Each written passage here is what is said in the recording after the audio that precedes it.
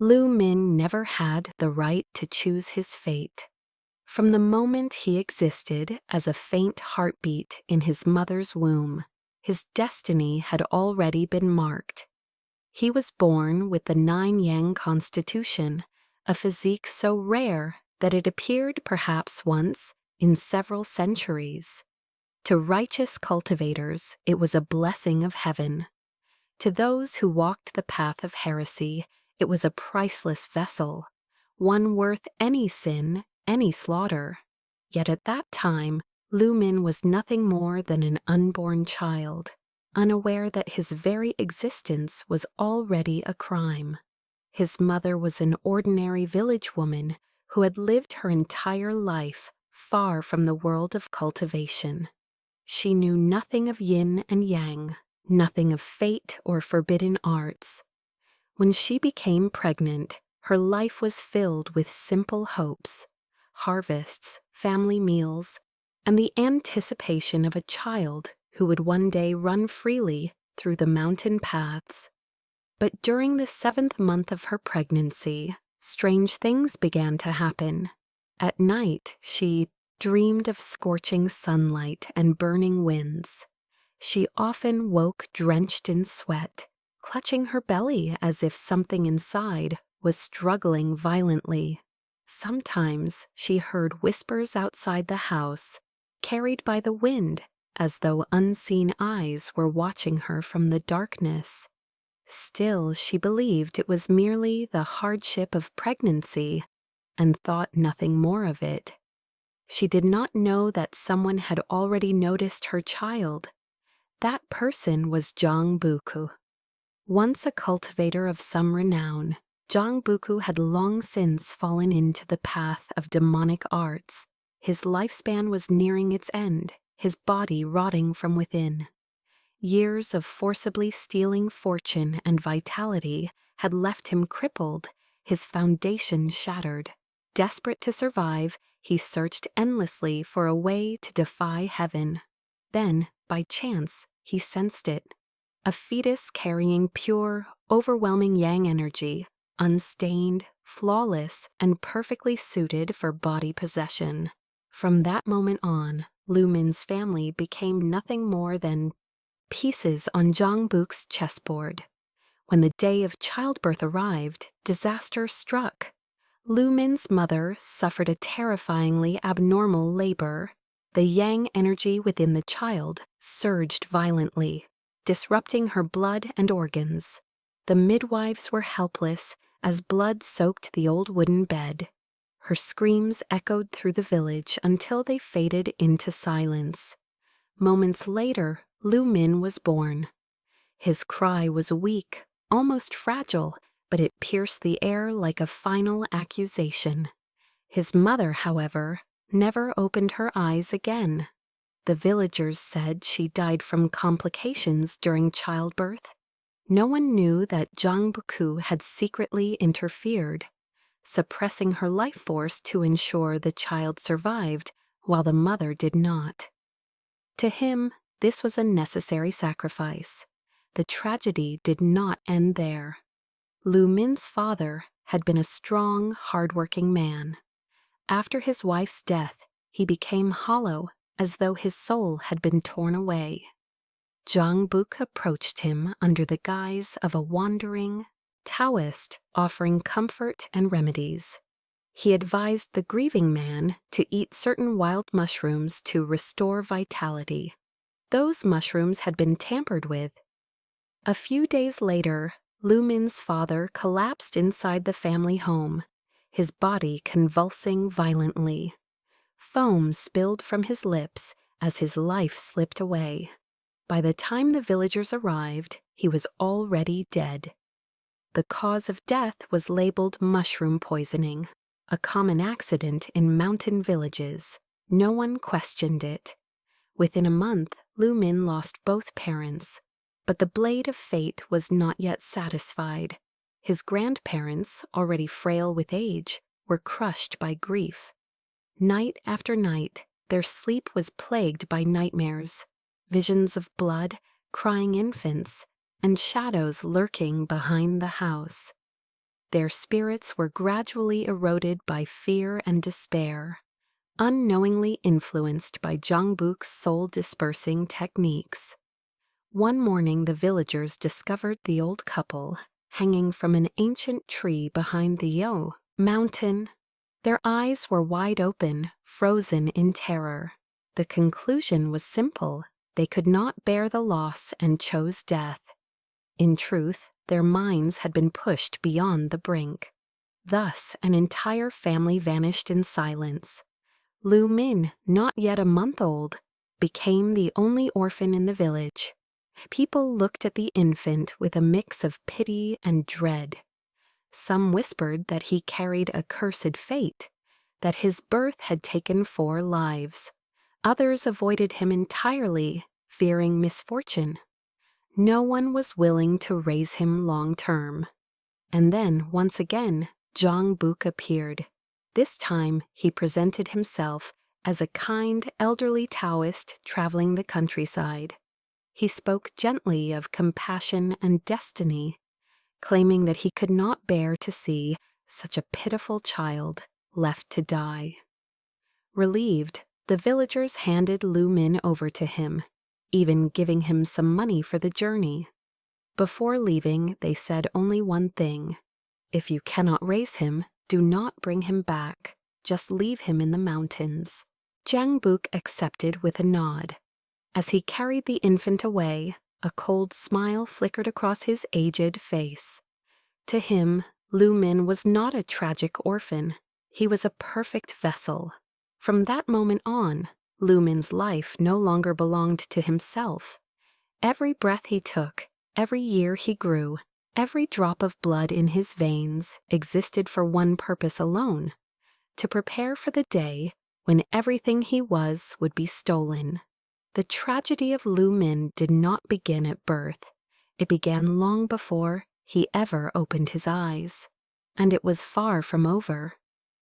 Jongbuk did not take Lu Min away immediately.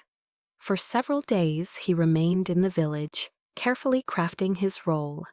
He wore coarse Taoist robes, carried a weathered bamboo staff, and spoke with a hoarse yet gentle voice. To the villagers, he looked like nothing more than an aging cultivator who had spent his life wandering mountains and rivers, untouched by worldly desires. No one suspected that beneath his calm expression lurked a predator who had already calculated the child's entire future. Jongbuk told the villagers that the infant carried an unusual fate. He did not say it was cursed, only that it was heavy and required careful nurturing.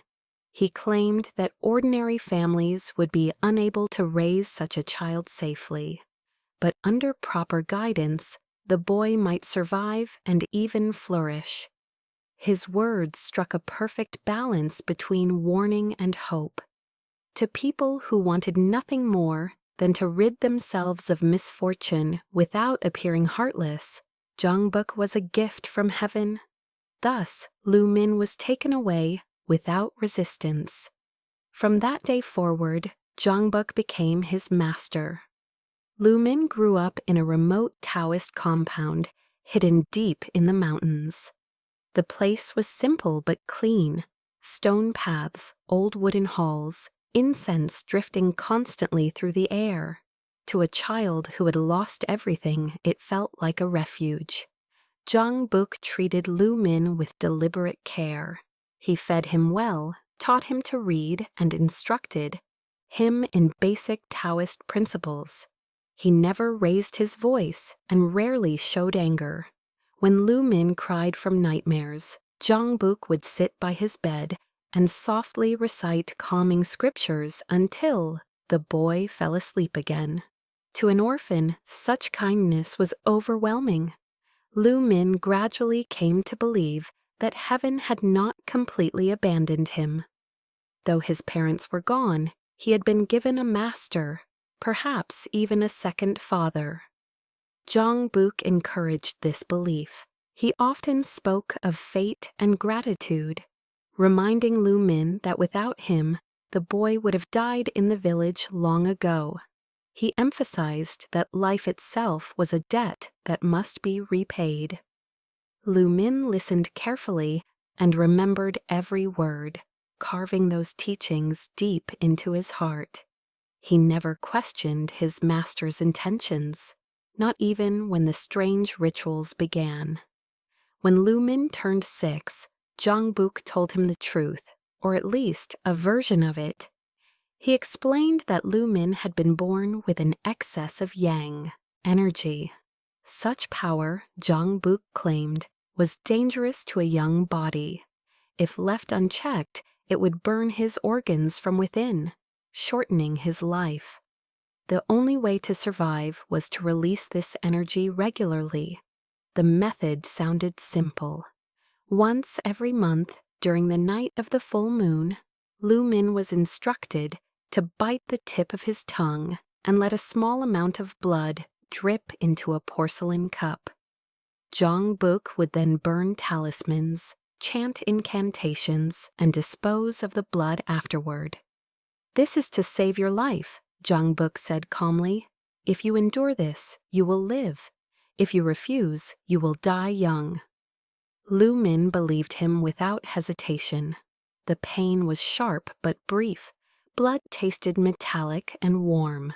Sometimes his vision blurred, and his body felt weak afterward. But Zhang Buk always prepared nourishing soups and medicinal pills to help him recover. Each time he praised Lu Min's endurance. "You are strong," he would say. "Stronger than ordinary. Children, this suffering will protect you." And so, month after month, Lu Min obeyed. As the years passed, the ritual never stopped. Lu Min grew tall, but remained thin, his face pale, his lips often lacking color. He was frequently tired and prone to dizziness. Whenever he asked about it, Zhang Buk simply shook his head and said it was the price of surviving with such a rare constitution. Lu Min accepted this explanation. After all, his master had saved him. How could he doubt the one person who had shown him kindness? What Lu Min did not know was that Zhang Buk never disposed of the blood. Each cup of blood drawn from Lu Min's tongue was carefully stored and consumed. To Zhang Buk, it was not waste, it was life itself. The blood of the 9-yang constitution contained pure vitality, capable of suppressing decay and restoring damaged meridians. Every month, after the ritual ended, Zhang Buk would retreat to his private chamber and drink the blood in silence. His withered body gradually stabilized. His trembling hands grew steadier. Even the gray pallor of death on his face faded slightly over time. Lu Min's suffering was the source of his survival. Zhang Buk was meticulous. He never took too much at once. If Lu Min became too weak, the vessel would be damaged. He ensured the boy lived, grew, and matured, healthy enough to endure the final ritual that would one day come. To maintain the illusion, Zhang Buku continued to play the role of a benevolent master. He trained Lu Min in Taoist etiquette, moral teachings, and even basic protective techniques.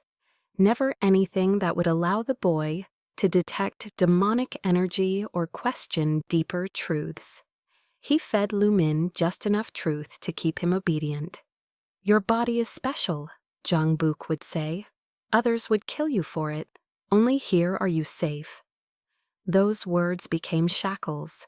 Lu Min learned to fear the outside world and trust only his master. Isolation was not enforced through chains or walls, but through belief. Years later, when Lu Min occasionally noticed that his master seemed healthier after each ritual, the thought passed quickly from his mind. He dismissed it as imagination, blaming his own weakness. He never considered the possibility that his blood was being consumed, because how could a master who had raised him, fed him, and taught him everything, be draining his life one drop at a time? The trap was perfect, wrapped in kindness, strengthened by gratitude, sealed with lies. By the time Lu Min began to sense that something was wrong, the cage had already been built around his soul. And Zhang Buk, smiling behind his calm eyes, continued to wait. The vessel was growing. The harvest was not yet ready,